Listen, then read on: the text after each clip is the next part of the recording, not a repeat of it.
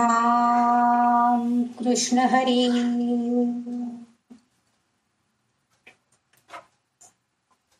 आज आपण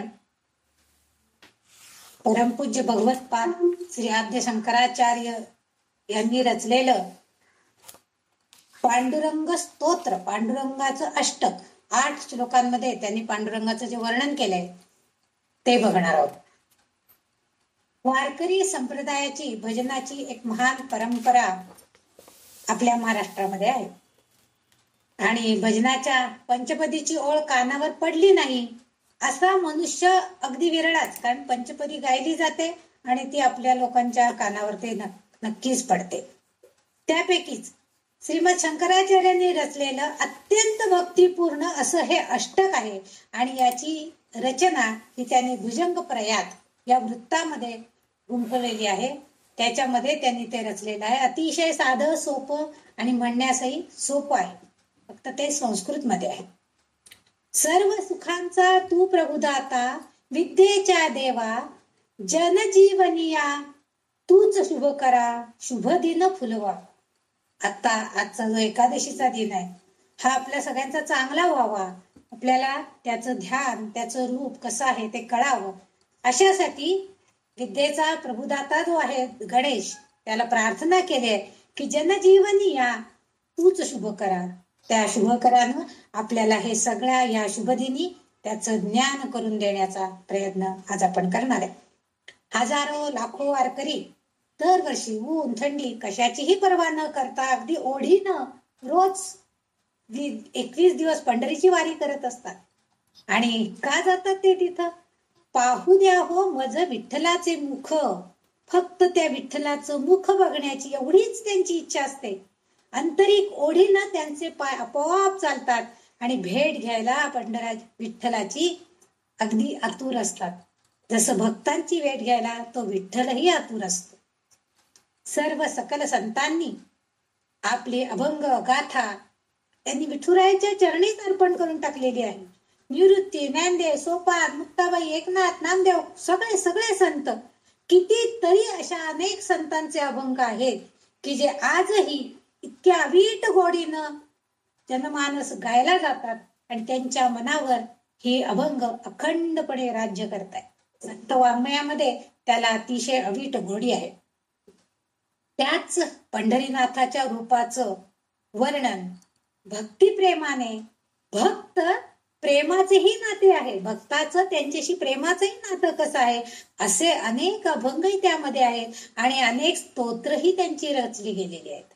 त्यातीलच आद्य शंकराचार्यांनी आपल्या अवघ्या 32व्या वर्षाच्या आयुष्यात, 32 वर्षाच्या आयुष्यामध्ये त्यांनी रचलेली स्तोत्र आजही आपल्याला मार्गदर्शक, पथदर्शक अशीच आहे. त्यांचं हे कार्य लखलखित आणि तेजस्वी आहे आणि हे स्तोत्र जाणून घेणे, त्याचा अर्थाचा सखोल आढावा घेणे ही तर आज योग तर चांगलाच आलेले आहे. आणि म्हणूनच आज हे देवशयनी एकादशीच्या निमित्तानं आपण या पांडुरंग अष्टक स्तोत्राचं अर्थ जाणून घेण्याचा प्रयत्न करणार आहोत. त्याचं विवेचन आपण करूया.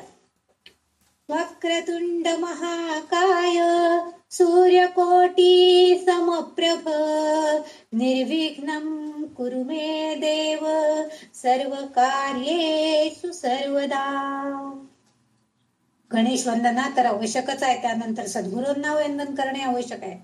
अज्ञानतिमिरांगस्य ज्ञानांजन शलाकया चक्षुरुर्मिलितरणेन तस्मै श्री गुरवे नमः.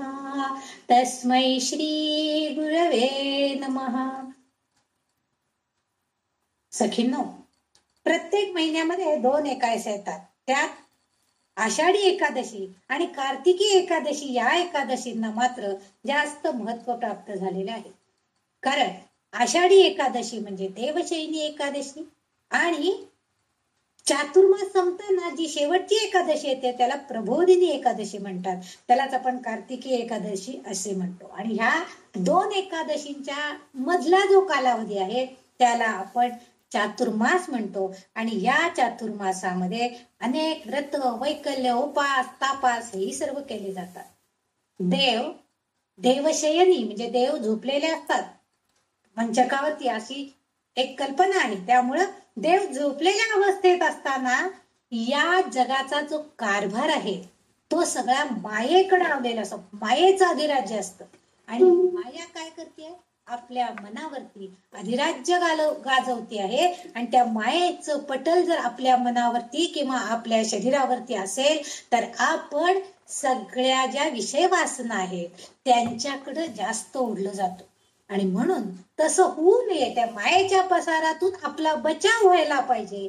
जास्तीत जास्त भक्तीची वाट आपल्याकडे यायला पाहिजे. आणि म्हणूनच रजतमापासून आपला बचाव, रजतनाच्या प्राबल्यापासून आपला बचाव, आपली सात्विकता वाढीस लागणं. आणि यासाठी म्हणूनच आपण चातुर्मासामध्ये कुठल्या ना कुठल्या भक्तीच्या उपासना, व्रत, वैकल्य करतो.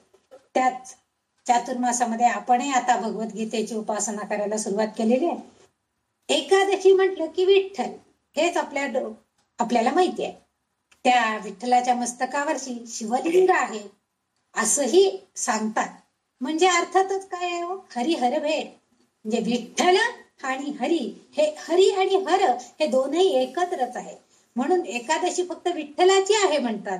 पण चतुर्दशी ही जी आहे ती शिवरात्र, हे दोन्हीही एकरूपच आहे. कारण विठ्ठल आणि हर म्हणजे शंकर हे दोन्ही एकरूपच आहे. हरिहराचे ऐक्य आहे. म्हणूनच पांडुरंगानं मस्तकावरती शिवलिंग धारण केलेलं आहे. कारण विठ्ठल म्हणजे विष्णू रूप आणि त्यांनी मस्तकावर शिवलिंग धारण केलेलं आहे. म्हणजे हरी आणि हराचं ऐक्य रूप आपल्याला या विठ्ठल मूर्तीमध्ये बघवायला मिळतं. म्हणजे त्याची जी सगुण मूर्ती आहे त्या मूर्तीचा भाव जो आहे तो परब्रह्मामध्ये, त्या विठ्ठलासारख्या परब्रह्मामध्ये एक भेटलेला आहे. म्हणूनच शंकराचार्यांनी आपल्याला या पांडुरंगाच्या अष्टकात एकच पालुपद म्हणायचं म्हणजे काय, तर पुन्हा पुन्हा तेच सांगण्याचा प्रयत्न केलेला आहे. त्यांच्या अष्टकामध्ये परब्रह्मलिंगम भजे पांडुरंगम, परब्रह्म म्हणजे प्रत्येक कडव्याच्या, प्रत्येक ओळीच्या, प्रत्येक 2 ओळी झाल्या की शेवटचं जे पालुपद आहे परब्रह्मलिंगम भजे पांडुरंगम असं पुनरावृत्ती केलेली आहे. प्रत्येक श्लोकाच्या शेवटी हा पुनरुच्चार आपण करतो. म्हणजे पांडुरंगाचं एक विशेषण या स्वरूपात देखील आपल्याला हे पालुपद म्हणून घेता येईल. त्याचं विशेष स्वरूप पण परब्रह्म स्वरूप पांडुरंग आहे.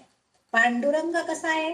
परब्रह्म स्वरूप आहे. आणि भजे पांडुरंगम, अशा पांडुरंगाला मी वंदन करतो, अशा पांडुरंगाचं मी भजन करते आहे, अशा पांडुरंगाला मी भजते, असं आचार्यांनी, शंकराचार्यांनी आपल्या या स्तोत्रामध्ये त्यांनी प्रत्येक कडव्याच्या प्रत्येक 2 ओळींच्या मध्ये सांगितलेलं आहे. सगुण रूपात येण्यासाठी या परमात्मा परब्रह्माने विठ्ठल रूप घेतलेलं आहे. असं म्हणतात की शिवभक्त नरहरी सोनाराची कथा आपल्या सगळ्यांना माहिती आहे. की तो म्हटला की नाही, मी शिवभक्त आहे, त्यामुळं पांडुरंगाच्या कमरेचं माप घेऊन त्याला कडदोरा तयार करणं मला होणार नाही. म्हटला तुम्ही माप आणून द्या, मी करून देतो. लोकांनी माप घेऊन नेऊन दिलं. तो कडदोरा लहान व्हायचा, पुन्हा दुसरं माप द्यायचे, पुन्हा कडदोरा मोठा व्हायचा. नाही कमरेतनं गळून पडतोय विठ्ठलाच्या, दुसरा करून दे. मग तो म्हणाला आता कसं काय? तो तुम्ही माप घ्यायला या. नरहरी सोनार होता, तो माप घ्यायला तुम्ही स्वतः या, म्हणजे विठ्ठलाचं प्रत्यक्ष तुम्ही माप घ्याल आणि योग्य असा कडदोरा तयार कराल, असं लोकांनी त्यांना सुचवलं. पण तो होता शिवभक्त. तो म्हटला हो मी येईन, पण मी डोळ्यावर पट्टी बांधून येईन म्हटला. आणि मग डोळ्यावर पट्टी बांधून आला, माप घेतलं, तरीही कडदोरा त्या मापाचा झाला नाही. म्हणजे कमरेला जो कंबरपट्टा भगवंताच्या घालतात त्याला कडदोरा असं म्हणतात, तर तो मापाचा झाला नाही. आणि मग त्याला कळून, आणि जेव्हा त्या नरहरी सोनारानं माप घ्यायला म्हणून प्रत्यक्ष भगवंताच्या कमरेला जेव्हा मिठी घातली, तेव्हा त्याला असा भास झाला की प्रत्यक्ष त्या शंकराची पिंडी ती शाळुंकाच आहे आणि आपण त्याचं माप घेतोय, असा भास त्याला निर्माण झाला. कारण तो अगदी कट्टर शिवभक्त होता. आणि मग त्याला जाणीव झाली की शिव आणि हा हरी म्हणजे विष्णू आणि शंकर हे एक रूप आहे, ते एक भेटलेलं आहे. आणि तेच रूप या विठ्ठलामध्ये आहे. म्हणूनच त्यांनी मस्तकावरती ते शिवलिंग धारण केलेले आहे. म्हणूनच एवढंच कशाला, समर्थांना सुद्धा जेव्हा रामदास स्वामी विठोबाला दर्शनाला गेले, येणार का म्हटले सगळेजण, हो चला जाऊया, पण त्यांचं दैवत काय होतं, राम होतं. त्यामुळे म्हणले हे माझा राम नाही येतो, रामाचं भक्त आहे मी, विठोबाला कशाला यायचं, चला तरी त्याच बाजूने जायचंय आपल्याला, चला आपण दर्शन घेऊया विठ्ठलाचं. विठ्ठलाच्या तिथं आल्यावरती त्यांना तो विठोबा राम रूपामध्ये दिसला आणि म्हणूनच त्यांच्या समर्थांच्या वाङ्मयामध्ये इथे का उभा श्रीरामा मनमोहन मेघ श्यामा, त्यांनी लगेच एक काव्य करून टाकले की तू इथं का उभं राहिलेस रामराया, करकटावरती हात ठेवून असा का उभं राहिलायस. म्हणजे तो विठोबा त्यांना रामरूपामध्ये दिसला. म्हणजे अशा तऱ्हेचं, म्हणजे त्यांच्या काव्यातून त्यांनी म्हणजे आपलं कुलदैवत कुठलं का असेना, परंतु आपलं आराध्य दैवत जरी कोणतंही असलं तरी चित्तावर ठसवायचं असेल तर मात्र विठुरायाच्या रूपाचं अधिष्ठान आपल्याकडे पाहिजे. हेच या आचार्याच्या स्तोत्रातून आपल्याला सांगायचं आहे. सगुणाकडून निर्गुणाकडे जायचा मार्गदर्शन करण्याचं काम आपल्याला आचार्य ह्या स्तोत्रातून करणार आहे. म्हणजे सगुण भक्ती तर आपण सगळेच करतो, मूर्ती डोळ्यासमोर असती म्हणून आपल्याला हा देव असा आहे, हा देव तसा आहे असं आपल्याला माहित होतं. पण निर्गुण रूप त्या सगुणाकडून निर्गुण रूपाकडे जाण्याचं काम करतोय. म्हणून विठोबा निळोबाराय तर म्हणतात, हागे हा विटेवर उभा पा सच्चिदानंदाचा गाभा, म्हणून त्यांना विठ्ठल असाही दिसलेला आहे, म्हणजे सगुण रूपामध्ये दिसलाय. तर माऊली म्हणतात हे तर अनादि निर्मळ परब्रह्म सोज्वळ विटेवरी उभे, म्हणजे प्रत्येकाने या पांडुरंगाचं, या विठ्ठलाचं वेगवेगळं रूप दाखवलेलं आहे. माऊली तर स्वतः म्हणतात, ज्योतीचे हे निज ज्योती ती पहा विटेवरी उभा, म्हणजे अव्यक्त निर्गुण परब्रह्माला जेव्हा प्रगट व्हावंसं वाटतं तेव्हा त्याने पृथ्वीवर अवतार घेतला, तो या सगुण आकार परब्रह्म विठ्ठल रूपामध्ये. आणि म्हणूनच आचार्य या स्तोत्रात त्याचंच वर्णन करतायत. केवळ 8 श्लोक आहेत. आपल्या काव्य प्रतिभेनं आचार्यांनी या श्लोकांमधून अनेक वैविध्य, इतकी रसाळ मधुर भाषा त्याच्यामध्ये आणलेली आहे. आणि रसिकत्व तर आचार्यांच्या सगळ्या स्तोत्रांचं आपल्याला आधीच माहिती आहे. त्यामुळे श्लोकाची सुरुवातच बघा किती सुंदर केलेली आहे. महायोग पीठे तटे भीमरथ्यां वरं पुंडरीकाय दातुं मुनींद्रै समागत्य तिष्ठन्तमानन्दकन्दं परब्रह्मलिंगं भजे पांडुरंगम. महायोग पीठ आहे.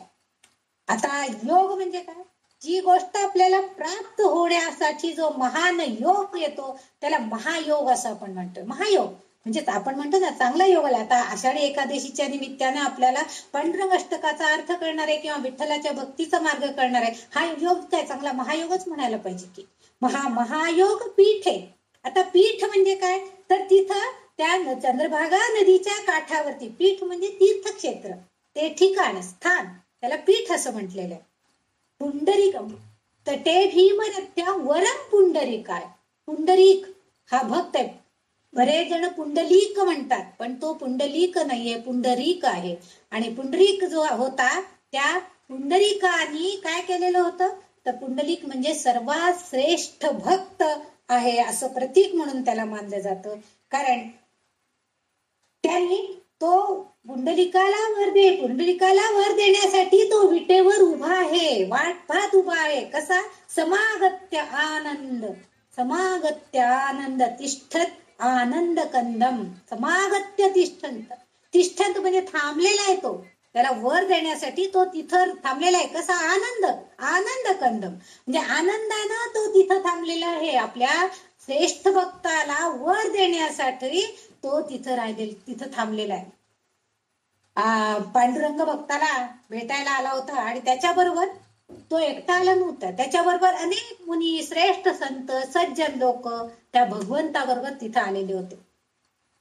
भगवंत काय हो 28 युगे तिष्ठत उभा आहे आणि इतर मुनीही त्याबरोबर असणारच ना. म्हणून त्या पीठाला, तीर्थक्षेत्राला का महत्व पंढरपूरला झालेलं आहे, तर कारण त्या आसमंतामध्ये तिकडं सगळीकडं संत सज्जनांचं वास्तव्य झालेलं आहे आणि ती भूमी पवित्र पावन झाली आहे. म्हणूनच पंढरी क्षेत्रामध्ये प्रवेश करणारा प्रत्येक वारकरी काय करतो, पहिल्यांदा आधी पायधूळ आपल्याला मस्तकाला लावून जातो. कारण का तर ते भक्तजन जे जे मुनिजन तिथं येऊन राहून गेलेले आहेत, त्या आसमंतामध्ये ज्या ज्या मुनींचं वास्तव्य झालेलं आहे त्यांची चरण रज तिथं आहे. त्यामुळं प्रत्येक वारकरी पंढरपूरच्या वेशीमध्ये प्रवेश केला की ते चरण रज धूळ आपल्या कपाळाला लावतात, अभिवादन करतात. कारण त्यांना असं वाटत असतं की त्या रजातून म्हणजे त्या धुळीमधून त्यांची जी ऊर्जा आहे ती मिळण्याची आस त्या सगळ्या भक्तांना असते. आणि म्हणून संसारातील प्रपंचातील कर्तव्य पुंडलिकाचं वैशिष्ट्यच आहे. पुंडलिकाने काय केलेलं होतं त्याची गोष्ट आपल्या सगळ्यांना माहिती आहे की आपल्या आई वडिलांची, तो आधी जेव्हा पंढरपूरला निघाला यात्रेसाठी म्हणून, तर बायकोला आणि आई वडिलांना घेऊन निघाला होता. आधी फक्त बायकोलाच घेऊन निघाला. मग सगळे म्हणले एकटा कसा जातोय, आई वडिलांनाही घेऊन जावा. ठीक आहे, मग गेला. पण एका मध्ये पूर्वीच्या काळी एवढं वाहनं नसायची, त्यामुळं घर मजल करत चालला होता. तर एका ठिकाणी एक प्रवचनाच्या म्हणजे एका याच्यामध्ये देवळामध्ये वास्तव्य करत असताना प्रवचन कानावर पडलं आणि तिथं जे प्रवचनकार होते त्यांनी काय सांगितलं की आई वडिलांची सेवा हेच सगळ्यात मोठं पुण्यकारक गोष्ट आहे. त्यासाठी कुठल्याही तीर्थक्षेत्राला जायची गरज नाही. आई वडिलांचं चरण हेच सगळ्यात मोठं तीर्थक्षेत्र आहे असं त्या प्रवचनामध्ये सांगितलं.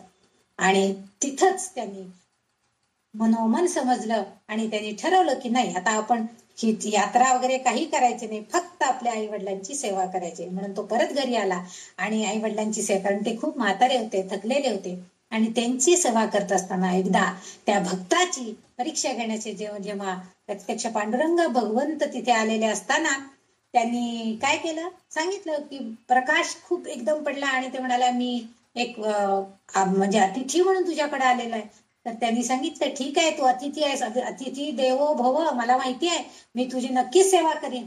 पण जोपर्यंत माझ्या आई वडिलांची सेवा पूर्ण होत नाही, जोपर्यंत त्यांचं सगळं माझ्या हातनं पूर्ण घडत नाहीये, त्यांना खाऊ पिऊ घालतो, त्यांना झोपवतो आणि मग मी तुझ्या सेवेकडे येतो, तोपर्यंत एक वीट फेकतो आणि या विटेवर तू उभं राहा म्हणून सांगितलेलं आहे.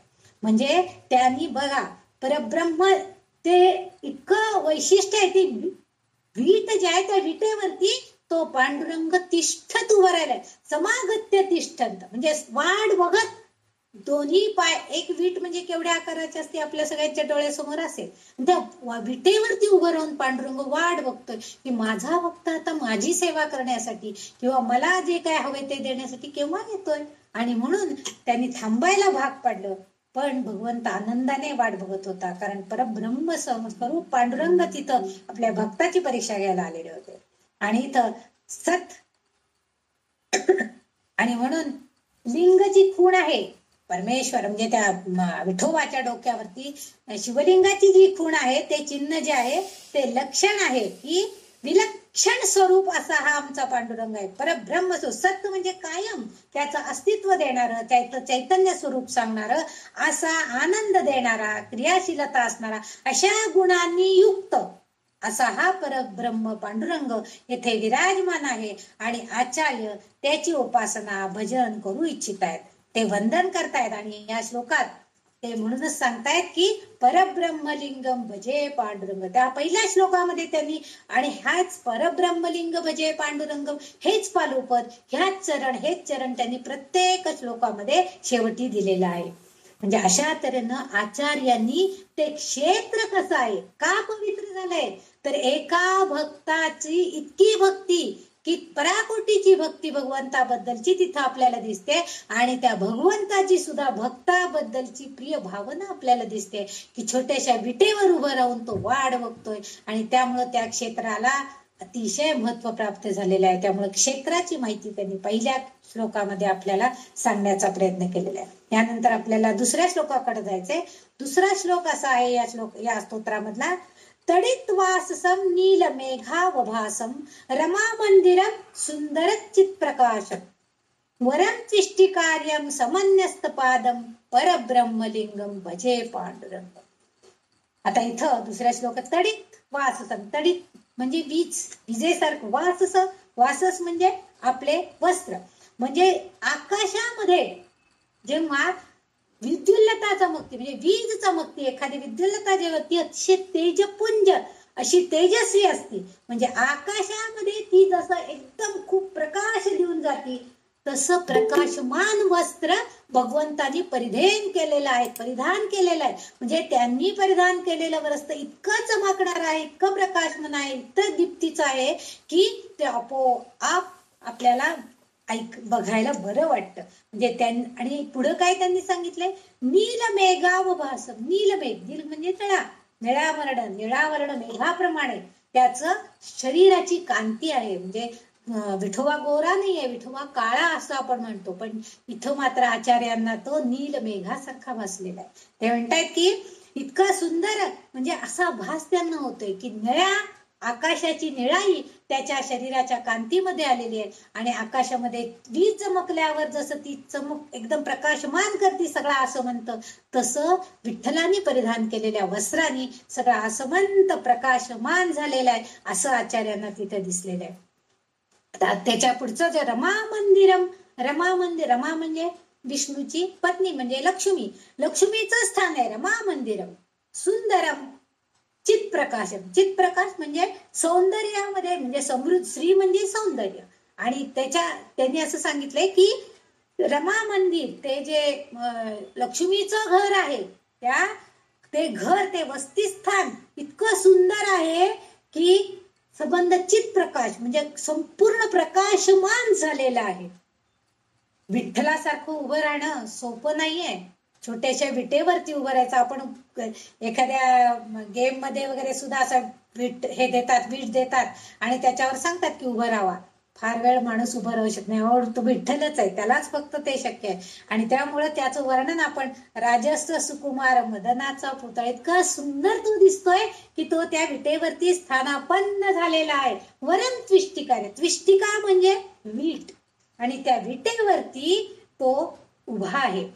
बघा, कुठल्याही यज्ञकुंड वगैरे करायचा असेल तर त्या यज्ञाची जी सुरुवात करतात ती विटा रचून ते अग्निकुंड तयार केलं जातं. म्हणजे ह्या सगळ्या रचनेचा गाभा जो आहे, ह्या सृष्टीच्या ब्रह्मांडाची रचना करण्याचा जो गाभा आहे तो म्हणजे ती वीट म्हणजे पृथ्वी तत्व आहे.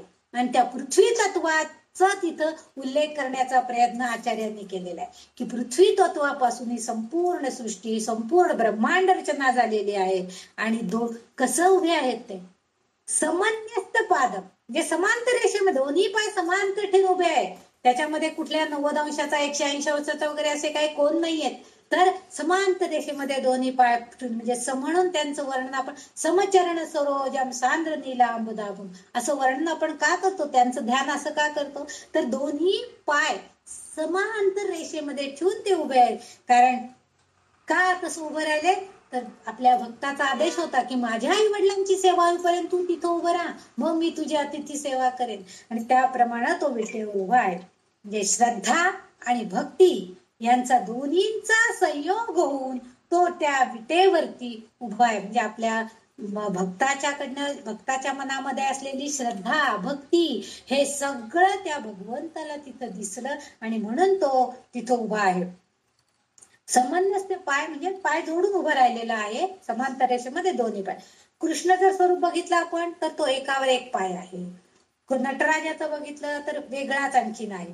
म्हणजे काही देवदेवतांचं स्वरूप बघितलं तर ते वाहनावर आरूढ आहे, पण पांडुरंगाचं आसन म्हणजे काय आहे, फक्त एक वीट आणि त्यावर तो 28 युगे तो आपल्या भक्तांची वाट पाहतोय. आणि प्रपंचाच्या कर्तव्यपूर्तीनंतर तुमच्या येण्याची सुद्धा तो वाट पाहत आहे. तो तुम्हाला आवाहन करतोय की भक्तांनो, साधकांनो, मी इथं उभा आहे, तुम्ही केव्हाही या माझ्या दर्शनाला. आणि एकमेव असा देव आहे की त्याच्या पायावरती डोकं ठेवून आपण नमस्कार करतो. बाकी सगळ्या देवदेवतांचं दर्शन खूप लांबून आपल्याला घ्यावं लागतं, प्रत्यक्ष स्पर्श करून आपण दर्शन घेऊ शकत नाही.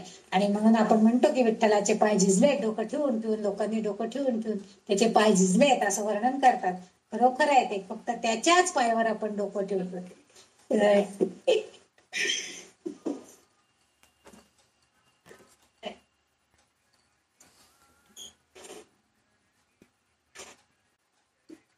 आचार्य हे जेव्हा वर्णन करतायत तेव्हा आपल्याला शंकराचार्याने हेच सांगायचे की कुठल्या देवतेचं दर्शन घ्यायचं असलं तर काय करायचं, त्याचं मार्गदर्शन या स्तोत्रातून आपल्याला हळूहळू करणार आहे. पहिल्यांदा आपल्याला त्यांनी परिसराचं स्वरूप सांगितलं, कसं आहे परिसर, कसा उभा आहे तो, ते सगळं सांगितलं. दुसरं म्हणजे त्याचं आसन कसं आहे, त्याचं वस्त्र कसं आहे याचं स्वरूप केलं. आता प्रत्यक्ष आचार्यांचं लक्ष पांडुरंगाच्या, विठ्ठलाच्या पायांकडे म्हणजे चरणांकडे वळतं. आणि चरणांकडे वळल्यावरती चरणांची जेव्हा ते लक्ष देतात, त्या चरणांकडे बघतात, तेव्हा त्यांना आचार्यांच्या लक्षात येतं की हळू हळू हळू आता आपली नजर वर वर कमरेपर्यंतही जाणार आहे. म्हणजे कोणत्याही अवतारामध्ये भगवंताचे हात मोकळे नाहीयेत.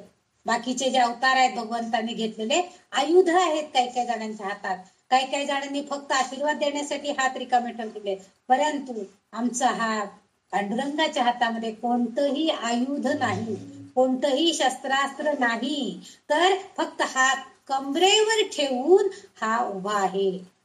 आणि पांडुरंग उभा आहे कारण का, तो सांगतोय तिसऱ्या श्लोकामध्ये आपल्याला असं सांगतोय तो, प्रमाण भवाब्दे रिदम मामकानाम नितंबः कराभ्याम घृतो येन तस्मात् विधातुर्वसत्ते धृतो नाभिकोश परब्रह्मलिंगम भजे पांडुरंग. प्रमाण, त्याने एक प्रमाण सांगितलं आपल्याला. प्रमाण म्हणजे मोजमाप करण्यासाठी आपण जे वापरतो ते. तर त्याने सांगितलं की भवाब्दी, भवाब्दी म्हणजे आपलं हे भवसागर कुठपर्यंत आहे, तर भवाब्दी भवाब्दी रिदम मामकानाम नितंब म्हणजे हे भक्तांना, मामक म्हणजे इथं भक्ता अर्थ आहे. तर आपल्या भक्तांना ते सांगतायत की हा जो भवसागर आहे तो कुठपर्यंत आहे, तर कमरेपर्यंत आहे. नितंबक कराव्या म्हणजे आपल्या कटेवरती त्यांनी नितंब म्हणजे आपले हात ठेवताना सुद्धा पांडुरंगानी हे दाही बोट करांगुलींनी आपल्या त्या संपूर्ण कमरेला वेढा दिलेल्या अशा हातानं उभा आहे. तो असं मुठी वगैरे असा ठेवलेला नाहीये, तर दोन्ही हात दोन्ही बाजूला कमरेभोवती त्यांनी ठेवलेले आहेत.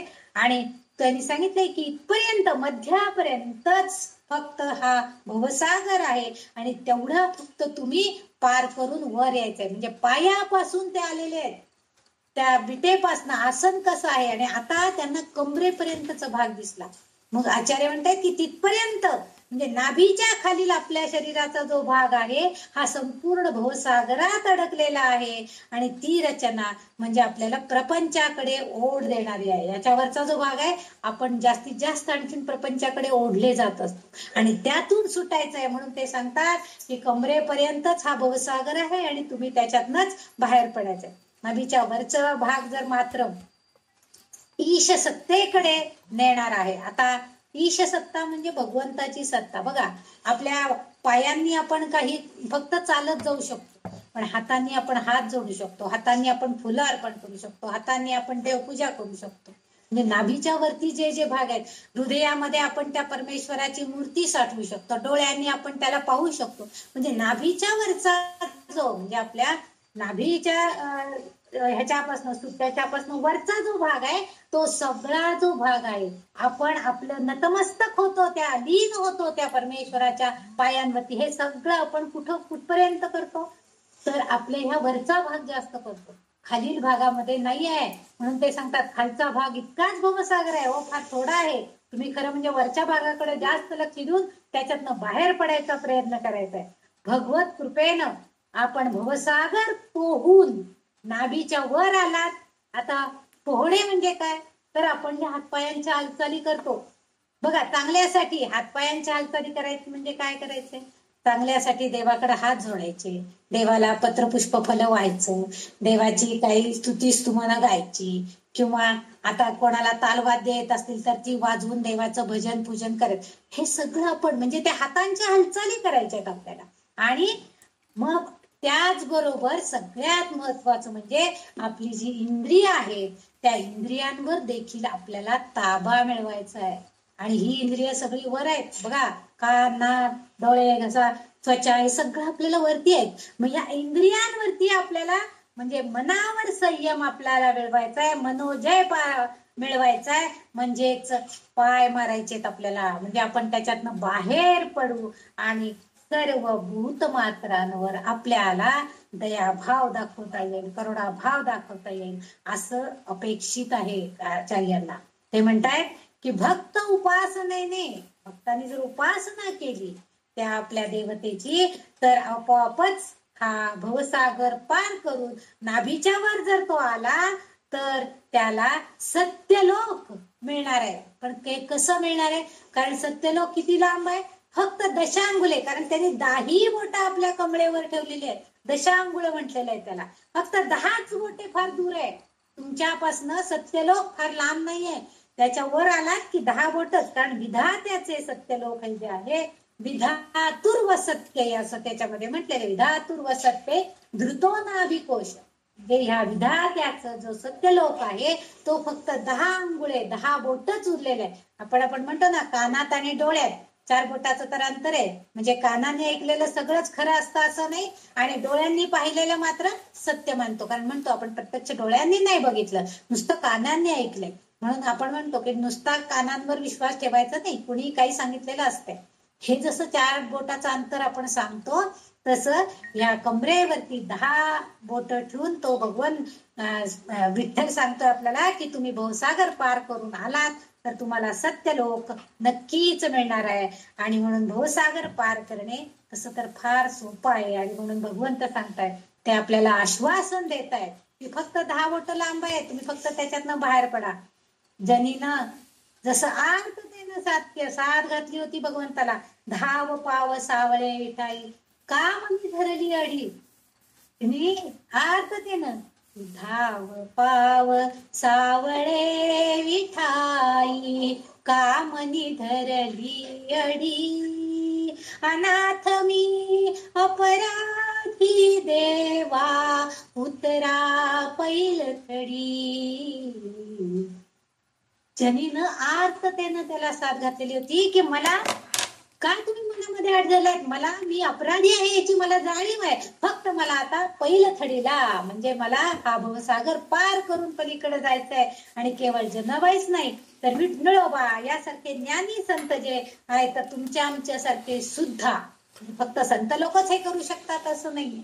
आपण सामान्य साधक, आपण सामान्य भक्त सुद्धा हा भवसागर पार करून जाणार आहेत. आणि ह्याच अर्थ इथं अभिप्रेत आहे. फक्त आपल्याला त्याच्यासाठी श्रद्धा, भक्ती, प्रेम हे सगळं आपल्याकडं असायला हवं.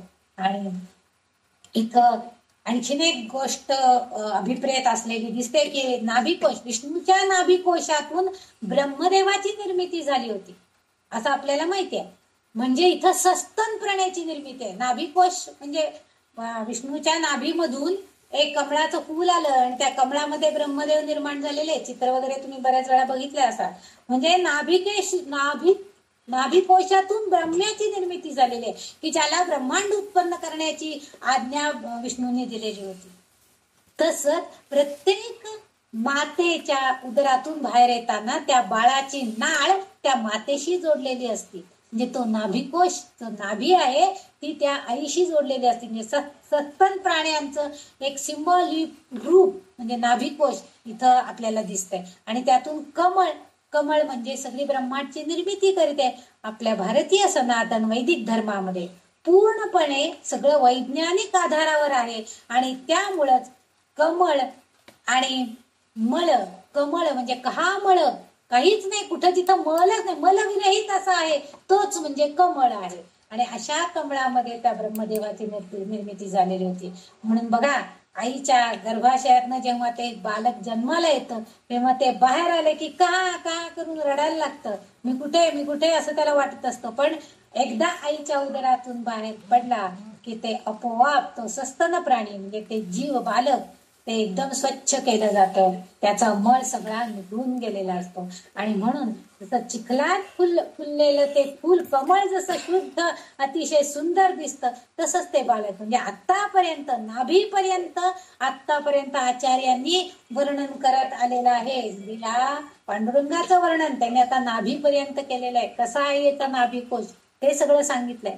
आता आचार्यांची जी नजर आहे ती आता त्यांच्या कंठाकडे जे कंठ आपला घसा गळा त्याच्याकडे वळलेले आहे.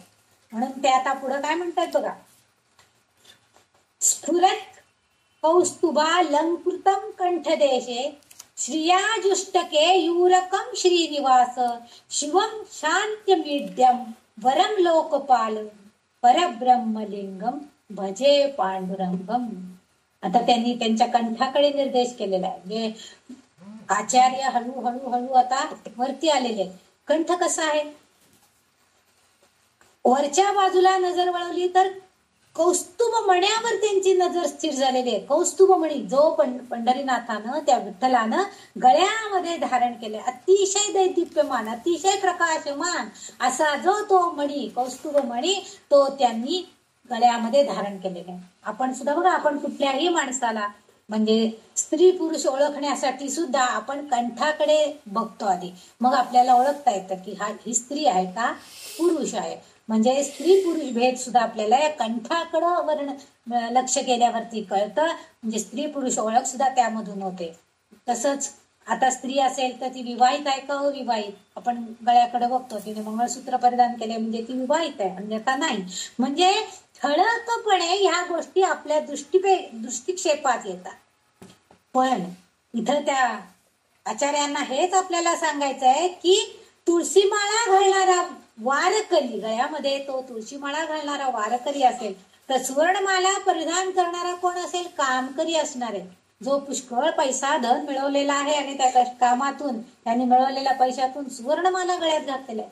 पण एक तुळशीची माळ घालणारा आमचा वारकरी तो मात्र पांडुरंगाचा भक्त असलेल्या आपल्याला दिसून येत आहे.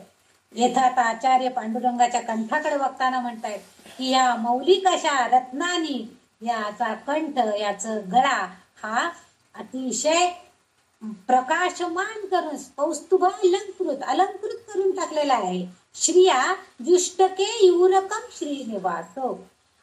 म्हणजे विशुद्धी चक्र जे आहे ते आपल्या गळ्यामध्ये आहे आणि मध्यमावाणी जालंधरबद्ध ऊर्जा संचलित करण्यासाठी ह्या कंठाचा उपयोग होतो. आपण योगयाग करणारे जे लोक आहेत किंवा दररोज योगासनं करणारे, प्राणायाम करणारे, तेव्हा त्यांना असे काही कंठ ह्याचे व्यायाम करायला सांगतात, प्राणायामामध्ये सांगितलेलं असतं.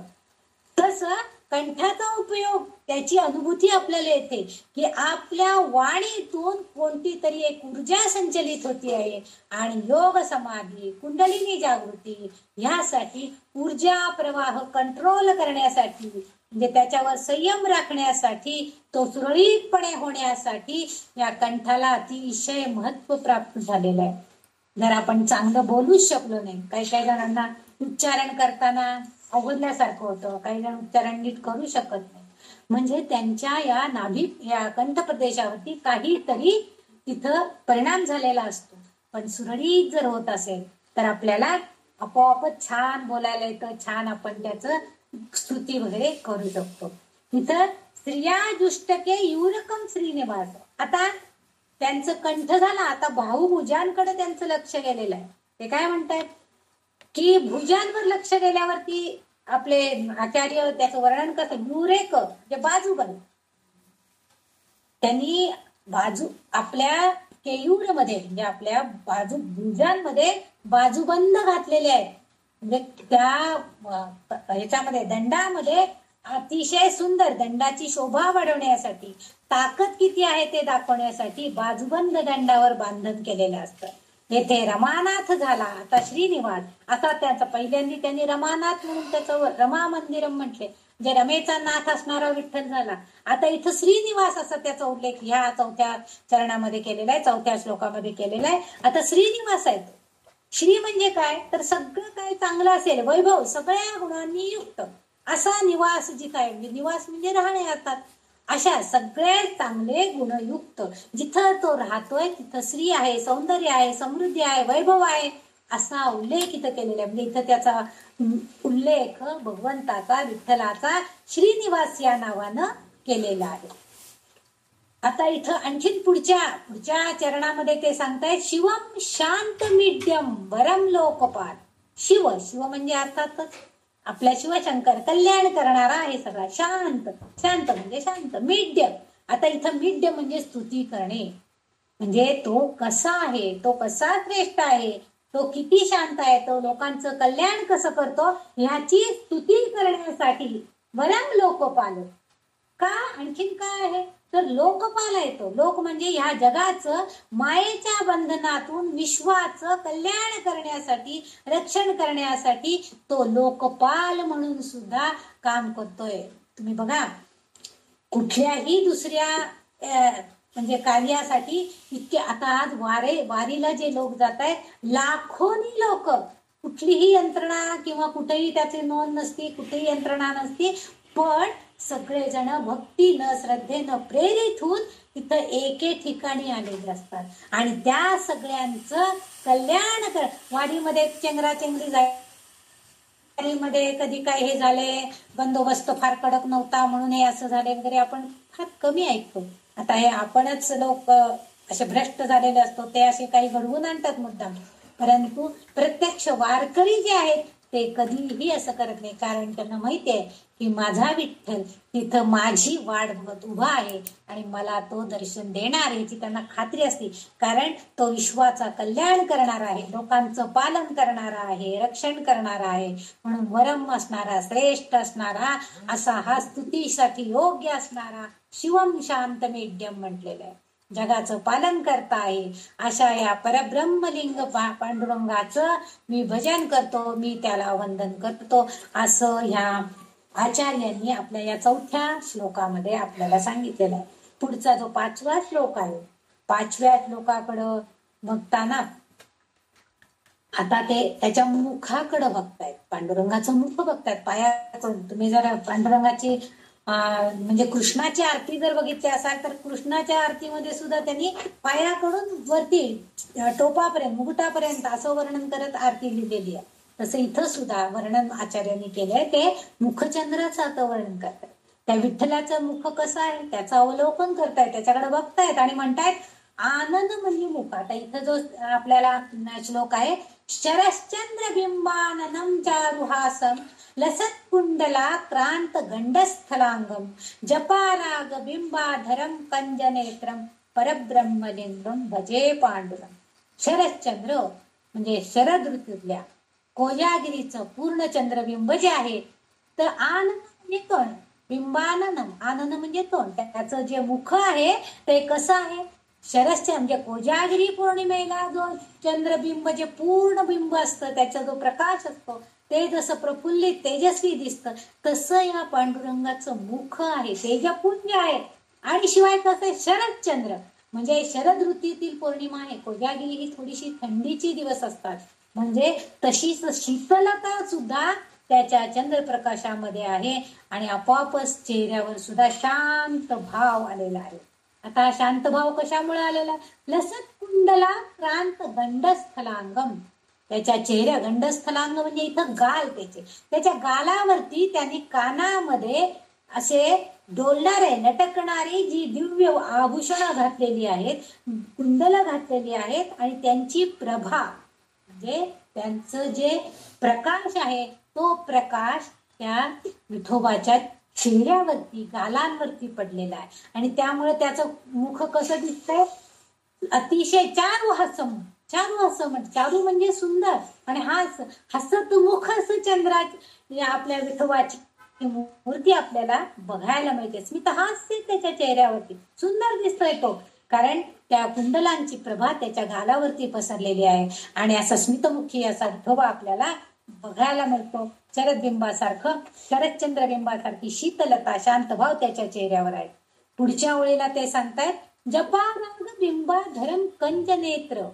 आता कंजनेत्र म्हणजे कमळासारखे नितळ असणारे मनोहर कमनीय असे डोळे, कंजनेत्र. नेत्र म्हणजे डोळे, कंज म्हणजे कमळ, कमळासारखे ज्याचे डोळे आहेत. आणि कसे आहे, जपाराग बिंबाधर म्हणजे जपाराग म्हणजे जास्वंद. जास्वंद फूल जसं लाल भडक, जास्वंदीचे इतर कितीही रंग असले तरी जास्वंद म्हटलं की आपल्या डोळ्यासमोर लाल रंगाचं जास्वंदीचं फूल येतं आणि जास्वंदी सारखे लाल काय आहेत त्याचे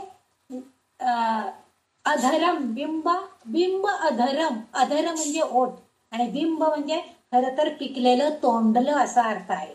पण इथं त्या जपा कुसुम जे आहे म्हणजे जास्वंद पुष्प आहे त्याच्यासारखा रंग असं म्हटलं तरी सुद्धा चालेल. म्हणजे त्याचे ओठ जे आहे ते ओठ कसे आहेत, जास्वंदी सारखे दिसतात. त्याचे डोळे कसे आहेत तर ते कमळाप्रमाणे नितळ वनीय मनोहर आहे. आपण जर विठ्ठलाची मूर्ती बघितली तर तो काळ्या पाषाणामध्ये असलेला दिसतोय. काळ्या पाषाणात कुठला सौंदर्य, परंतु आचार्य मात्र त्याच्या ह्या डोळ्यांमध्ये सुद्धा सगुण रूपाच्या पलीकडं निर्गुण परब्रह्म्याचं जे रूप आहे ते परब्रह्म्याचं रूप आचार्य बघतायत आपल्या स्वतःच्या डोळ्यांनी. आणि म्हणून त्यांनी हे वर्णन केलेलं आहे की त्याचे नेत्र कमनीय आहेत आणि त्याशिवाय नितळ आहेत. अगदी स्वच्छ कमळाच्या पाकळ्यांसारखे डोळे असून नितळ आहेत, कमनीय आहेत.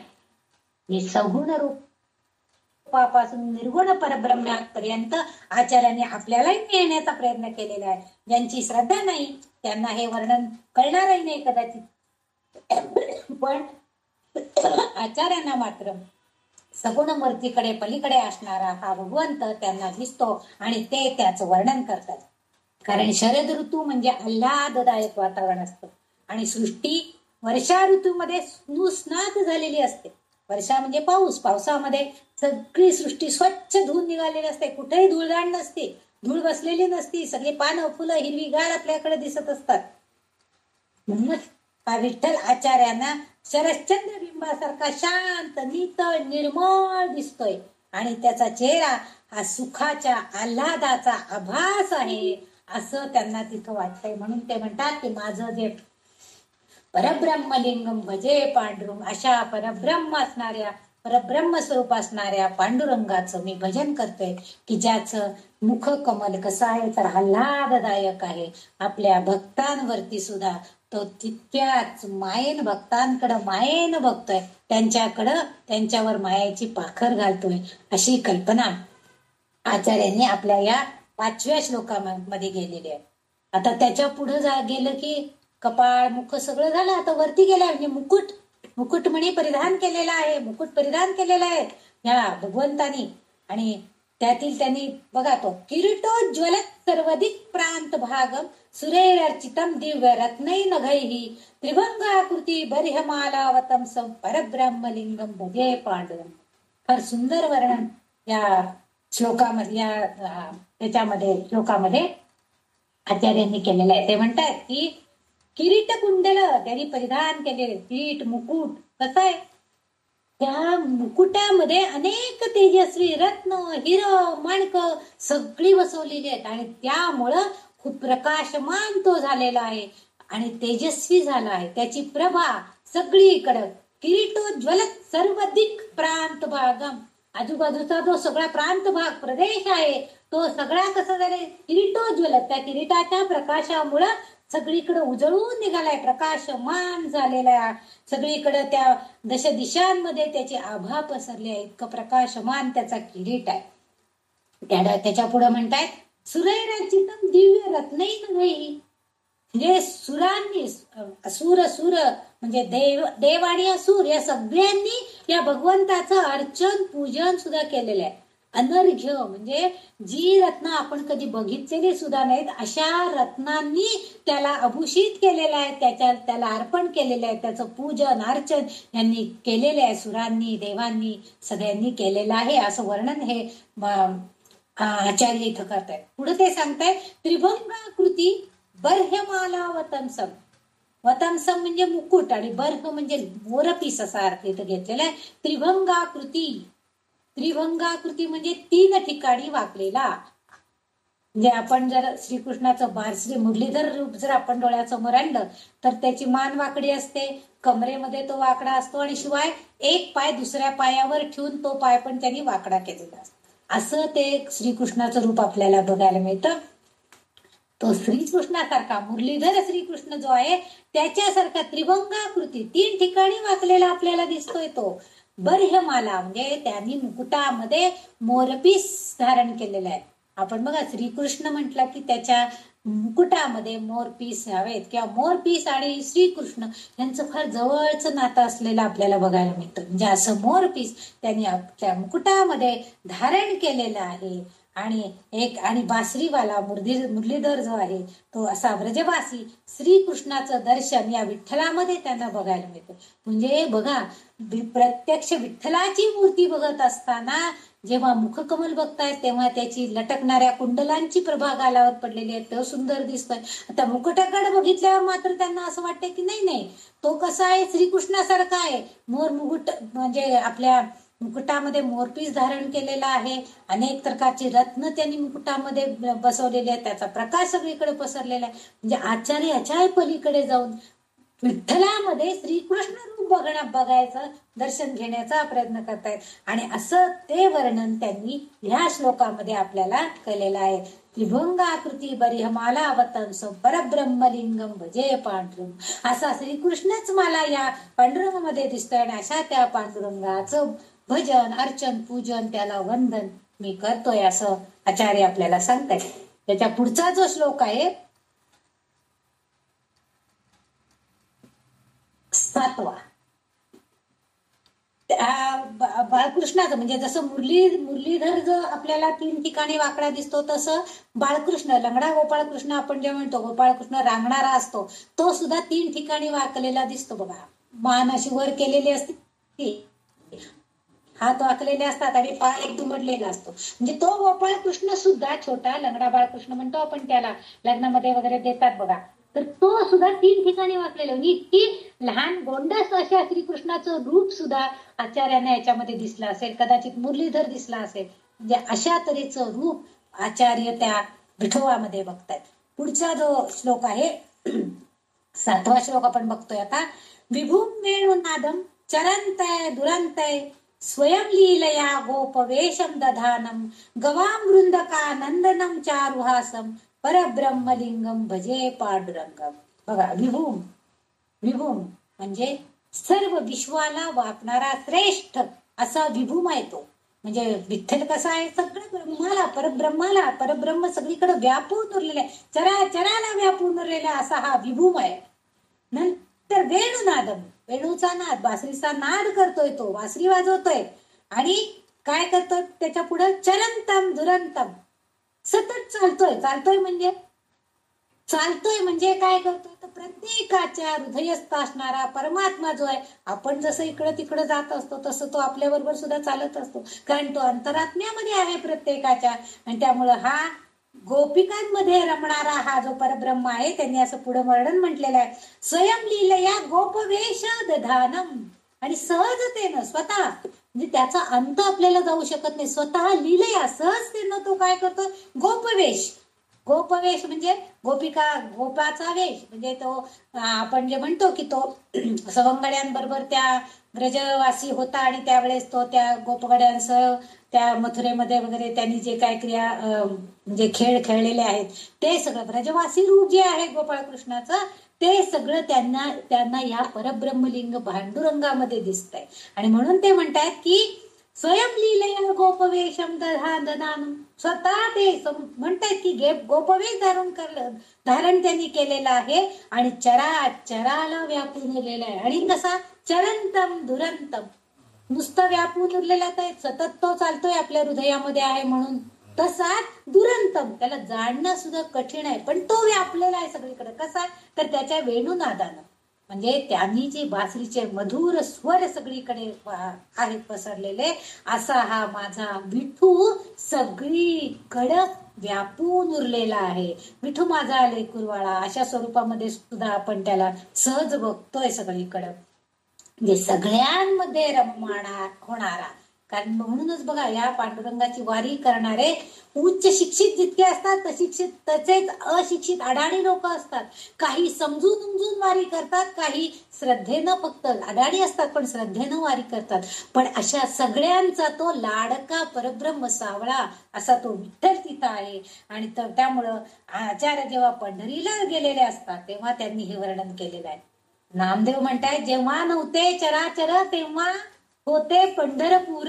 म्हणजे तेव्हा सुद्धा पंढरपूर होतं असं वर्णन नामदेवांनी एका त्यांच्या अभंगामध्ये केलेलं आहे. म्हणजे पंढरपूर हे ह्याच्या परब्रह्माचं वास तिथं पूर्वीपासून आहे. म्हणूनच पहिल्या श्लोकामध्ये त्यांनी सांगितलंय की परब्रह्म जेव्हा या भूतलावर उतरला त्या भक्ताला दर्शन देण्यासाठी, त्यावेळेस त्याच्याबरोबर अनेक मुनी जन संत लोक सगळेजण आलेले होते. म्हणजे ते सगळ्यांनी ती भूमी पावन केलेली आहे. आणखीन एक वर्णन इथं आणखीन एक लागू होत आहे, ते म्हणजे इथं गवा मृंदका नंदनम चारुसम. गवा म्हणजे गायींचा कळप. ह्या गायींच्या कळपामध्ये वृंदका नंदनम म्हणजे त्या वृंदावनामध्ये गोपीच्या बरोबर तो चारुहास सुहास्य वदनानं अतिशय सहजतेनं लीलया करत होता. सगळ्या गोपगोपिकांबरोबर नाच नृत्य करणं हे त्याला सहज लीलया. आपण त्याला बरेचसे जण म्हणतात की आपण काय करायचंय तर ह्याचा गोपगोपिकांचे जे नृत्य आहेत, गोपिका नृत्य वगैरे, हे कृष्णानं त्या गोपिकांबरोबर केलेलं सहजपणे केलेलं नृत्य होतं. आणि म्हणून इथं जेव्हा कलावती आई आपल्या एका ह्याच्यामध्ये म्हणतात, किसन तो माझा बाई याने वळवल्या माझ्या गायी, असं वर्णन केलेलं आहे. आता हा किसन म्हणजे कोण, तो अंतरात्मा. आणि गायी म्हणजे काय, इथं गायी वळवल्यात, माझ्या गायी वळवल्यात. माझ्या अंतरात्म्यामध्ये हृदयस्थ परमात्म्याने आपली सगळी इंद्रिय या श्रद्धेकडं या भक्तीकडे वळवल्यात. अशा पांडुरंगाला मी नमस्कार करतो, असाही अर्थ इथे एक अभिप्रेत आहे. म्हणजे इथं जे आचार्यांना म्हणायचंय की गायींच्या कल्पांचं रक्षण करणारा, त्यांना सुहास्य वदन असणारा असा हा वृंदावनातला चराचरामध्ये गोपी नृत्य करणारा, गोपींबरोबर खेळणारा, सहज लीलेनं गोपिका वेश धारण करणारा, आपल्या बासुरीनं सगळं आसमंत चराचर मंत्रमुग्ध करणारा असा हा जो आहे श्रीकृष्ण, तोच त्यांना या पांडुरंग रूपामध्ये दिसतोय. आणि कलावती आई जेव्हा हे म्हणतायत की मला तो कसं वाटतोय की अंतरात्म्यामध्ये माझा जो किसन आहे म्हणजे कृष्ण आहे, त्या परमात्म्यानं माझी सगळी इंद्रिय कुणाकडे वळवली आहेत तर त्याच्या भक्तीकडे वळवली आहेत. आणि अशा पांडुरंगाला जसं आचार्य पण नमस्कार करू इच्छित आहेत, तसं आपणही सगळेजण नमस्कार करू इच्छितो. त्याच्या पुढचा जो श्लोक आहे तोही चांगला आहे. अजम रुक्मिणीं प्राण संजीवनम तम परंधाम कैवल्यमेकम तुरीयम प्रसन्न प्रपन्नार्तिहम देवदेवम परब्रह्मलिंगम भजे पांडुरंगम. रुक्मिणी प्राण संजीवन म्हणजे काय, रुक्मिणीचा प्राणाधार अर्थातच तिचा पती. म्हणजे तिचे विठ्ठल हा म्हणजे पती आहे, तो कृष्ण विष्णू सगळ्या रूपामध्ये आहे, तोच त्या रुक्मिणी हरण किंवा विठ्ठलाची रुक्मिणी असंही म्हटलं जातं. मग रुक्मिणी ही विष्णूची सुद्धा पत्नी म्हटलं जातं, कृष्णाची सुद्धा रुक्मिणी म्हटली जाते. म्हणजे हे सगळी रूप त्या विठ्ठलामध्ये त्यांना दिसत आहेत. त्यामुळे ते म्हणतात रुक्मिणी प्राण संजीवन, प्राणाचा आधार असणारी संजीवन. संजीवनी आपण कोणाला म्हणतो की जे अमृत देतात, आपल्या जीवनाला चैतन्य देतात, असं चैतन्य देणारा प्राण संजीवन असा हा विठ्ठल आहे. आणि अजम, इथं जो अजम हा शब्द, अजम जो शब्द वापरलेला आहे तो अजम म्हणजे ज्याला जन्मच नाहीये, जन्मरहित, अजन्मा. अजन्मा जन्मासे आला कृष्णाचं वर्णन करताना जेव्हा गायलं जातं, गीतं गायली जातात, त्याच्या पाळणा म्हटले जातात किंवा त्याच्या जन्माची गीतं गायली जातात, त्यावेळेस अजन्मा जन्मासे आला असं वर्णन केलं जातं. म्हणजे प्रतिकात्मक रूपानं आपण कृष्णाष्टमी साजरी करत असतो, परंतु तो त्याला जन्म आणि मृत्यू नाहीच आहे, जन्मरहित आहे. पण तो त्यांनी आपल्या भक्तांचा प्रतिपाळ करण्यासाठी जन्म घेतलेला होता या भूतलावरती. आणि म्हणून आपण त्याची जन्माष्टमी किंवा त्याचा जन्मोत्सव वगैरे साजरा करतो. त्याच्या पुढे त्यांनी म्हणताय प्राण संजीवनंत परमधाम. परमधाम म्हणजे काय, परमधाम. परमधाम म्हणजे मुक्तिधाम, म्हणजे जो आपल्याला मुक्ती मिळवून देणारा असा जो आहे, म्हणजे श्रेष्ठ निवास, श्रेष्ठ जो स्थान आहे परमधाम, ते आपल्याला मिळवून देणारा हा सहाय्यक मदतनीस म्हणून मोक्ष देणारा असा हा आपला विठ्ठल आहे, हा पांडुरंग आहे. कारण पुढे त्यांनी म्हणे प्रसन्न प्रपन्नार्थ, प्रपन्न आर्त अहम. इथं जे म्हणलंय आपल्याला जे दुःख, आर्त म्हणजे दुःख, आणि देव देव म्हणजे हा परब्रह्म स्वरूप. हा जो देव आहे हा परब्रह्म स्वरूप असणारा आपलं दुःख हरण करणारा आहे, आपल्याला प्रसन्नपणे करणारा आहे. प्रसन्न मुख असं विठ्ठलाचं आहे. कारण आपल्यासारख्या प्रापंचिकांना कैवल्यापर्यंत नेणारा असा हा परब्रह्मलीक आहे. त्याच्यामधला आणखीन एक शब्द महत्वाचा आहे, तो म्हणजे परंधाम कैवल्यमेकम तुरीयम. तुरीय म्हणजे 3 अवस्था आपल्यातल्या, बाल्यावस्था, तारुण्यावस्था आणि वृद्धावस्था. या 3 अवस्था जे आहेत या 3 अवस्थांचे स्थित्यंतर जे आहे त्या सगळ्या पार करून कैवल्यापर्यंत, कैवल्य धामापर्यंत, परमधामापर्यंत नेण्याचं काम हा प्रसन्न मुख असणारा, प्रसन्न चित्त असणारा, कृपा करणारा विठ्ठल या शरणागतांना तापापासून सोडविणारा असतो, आश्रय देणारा असतो. आणि हा देवांचा देव आहे. आणि नित्य प्रसन्न असणारा हा विठ्ठल आपल्या सगळ्यांना प्रसन्न चित्त करून टाकणारा सुद्धा आहे. अशा या परब्रह्म विठ्ठलाचं मी भजन करतो, मी स्वतः त्याला पूजन करतो, असं आचार्य आपल्याला या 9व्या श्लोकामध्ये सांगतायत, 8व्या श्लोकामध्ये सांगतायत. सॉरी. आणि हे 8 ह्याच्यामध्ये त्यांनी त्याचं सगळं वर्णन करून सांगितलं की तो काय काय करतोय, त्याच्यामध्ये कोणते गुण आहेत, तो कसा दिसला, कुठे आहे, हे सगळं त्यांनी आपल्याला सगळं त्याच्यातनं सांगितलेलं आहे. आणि आता पुढं 9व्या श्लोकामध्ये आपल्याला ते फलप्राप्तीचा श्लोक सांगतायत. स्वयं पांडुरंगस्य वै पुण्यदन्ये पठत्येक चित्तेन भक्ताच नित्यम भवं भो निधिं ते तीर्थांत काले हरेरालयम शाश्वतम प्राप्नुवन्ति. आचार्यांनी अतिशय सुंदर शब्दामध्ये आपल्याला, संस्कृत शब्द आहेत त्यामुळे थोडेसे अवघड वाटतात, पण शंकराचार्यांनी या अष्टकामध्ये फलश्रुती एका श्लोकात सांगायचा प्रयत्न केलेला आहे. ते म्हणतात की संसारात असणारा नित्य प्रसन्न असणारा हा जो देव आहे तो आपल्या संसारिक लोकांना मुक्ती किंवा मोक्ष आपल्याला जर प्राप्त करायचा असेल तर शेवटच्या श्लोकात ते आपल्याला सांगतायत, मोक्ष पदासाठी पांडुरंगाचे हे वर्णनात्मक स्तोत्र जे आहे हे स्तोत्र नित्य पठण करा. कारण तो स्वतः ते पुण्यकारक असे स्तोत्र आपल्याला भक्तांवर कृपा करणार आहे. म्हणजे स्तोत्र पठण केलं तर तो स्वतः आपल्या भक्तांवरती नक्कीच कृपा करणार आहे. पण ते स्तोत्र पठण करायचंय कसं? त्यांनी पठत्येक चित्तेनं, एक चित्तानं पठण करायचंय, भक्तिपूर्वक. भक्ता पठत्येक चित्तेनं भक्ताचे नित्य, नित्य म्हणजे नित्य, रोज म्हणायचे, रोज म्हणायचे, नित्य नियमानं म्हणायचंय, भक्तिपूर्वक म्हणायचंय आणि एक चित्तानं म्हणायचंय. म्हणजे हे सहज आपलं जाता येता कधीतरी म्हटलं असं नाहीये. एक चित्त देऊन त्याची प्रतिमात्मक डोळ्यासमोर आपल्याला त्याचं रूप आणायचंय आणि मग आपल्याला ते पठण करायचंय. म्हणजे ह्या भवसागर जर आपल्याला पार करायचा असेल, आरामात जर आपल्याला तरुण जायचं असेल तर ह्या हरीच्या घरामध्ये त्याच्या जवळ राहायचं आणि त्याचं हे पुण्यकारक असं जे स्तोत्र आहे ते सतत म्हणायचं, नित्य नियमानं म्हणायचं. आणि असं जर आपण केलं तर आपोआपच आपण हरीच्या घरात, हरेरालयम, हरेरालय म्हणजे हरीचं आलय, आलय म्हणजे घर, हरीच्या घरामध्ये आम्हाला नक्कीच नित्य वास, जे शाश्वत स्थान आपल्याला मिळणार आहे, म्हणजेच परम पद आपल्याला प्राप्त होणार आहे. त्याच्या घरामध्ये सतत वास करायला मिळणार आहे, राहायला मिळणार आहे. यद गत्वान निवर्तन्ते तद्धाम परमं मम. अशा ठिकाणी हा पांडुरंग आपल्याला नेऊन ठेवणार आहे. म्हणजे जिथून कुठं परत येऊ शकत नाही अशा त्या स्थानाला, अशा त्या हरीच्या घरामध्ये, हरीच्या ठिकाणी आपण जाणार आहोत. आपल्याला मोक्ष प्राप्त होणार आहे. आचार्यांनी आपल्याला थोडासा उपदेशही येथे केला आहे. कारण त्यांच्याकडे माहिती आहे की प्रापंचिक गोष्टी आपण मागायच्या नाहीयेत.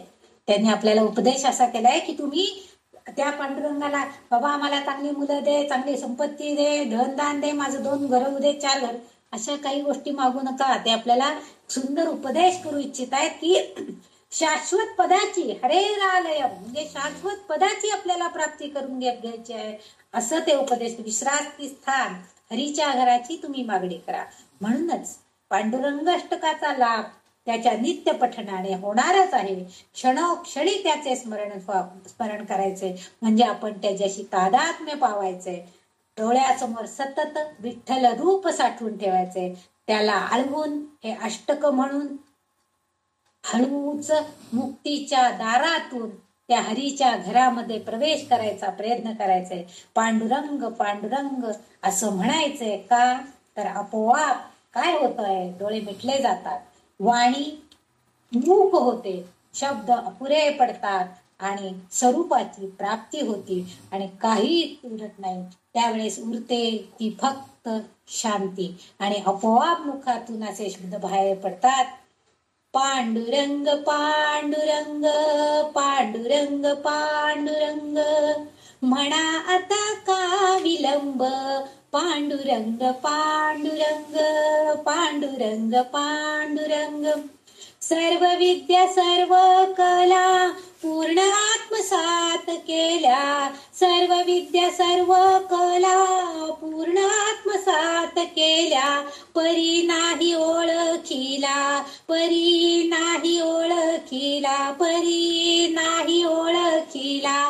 पांडु